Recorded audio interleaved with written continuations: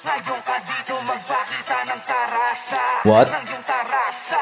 Ng iyong tarasa. Okay. Ngayon ka dito magpakita ng tarasa. Ng iyong tarasa. Let go.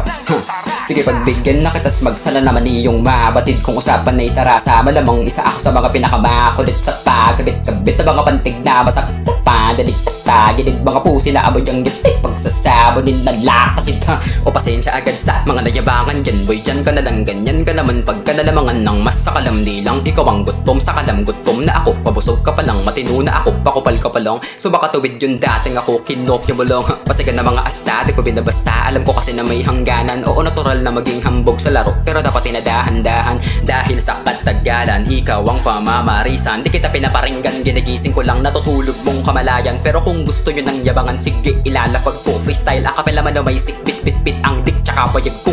Di nyo na masisi bakit ako ganto. Alagad ng sinig simula pa 10.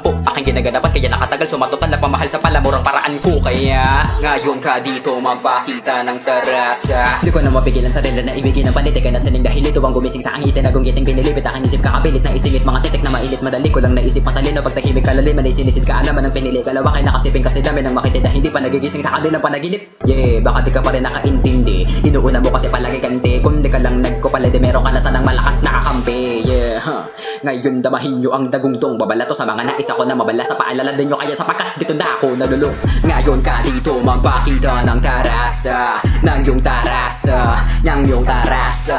Ngayon ka dito magpakita ng tarasa. Ng yung tarasa. Ng yung tarasa. Ngayon ka dito magpakita ng yung tarasa.